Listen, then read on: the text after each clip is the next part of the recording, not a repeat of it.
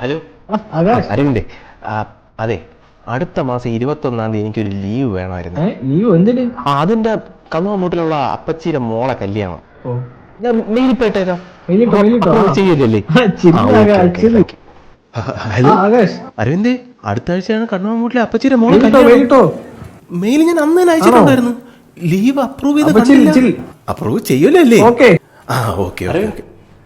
ആകാശ്, നാളെ കണ്ണുമുട്ടിലെ അപ്പച്ചിയുടെ മോളെ കല്യാണമാണ്. അപ്പൊ ഞാൻ ലീവ് ഓക്കെ അല്ലേ?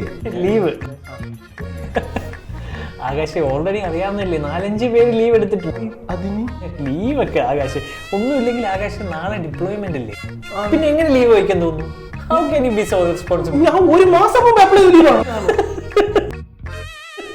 ആകാശ് അവരൊക്കെ 1 വർഷം മുമ്പ് ഇട്ട ലീവ്.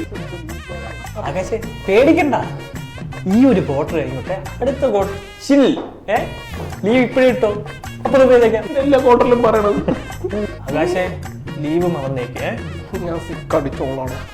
ആകാശ് ഈ ഒരാഴ്ചത്തേക്ക് ഞാൻ സിക്ക് ലീവ് ഒന്നും അപ്രൂവ് ചെയ്യുന്നില്ല.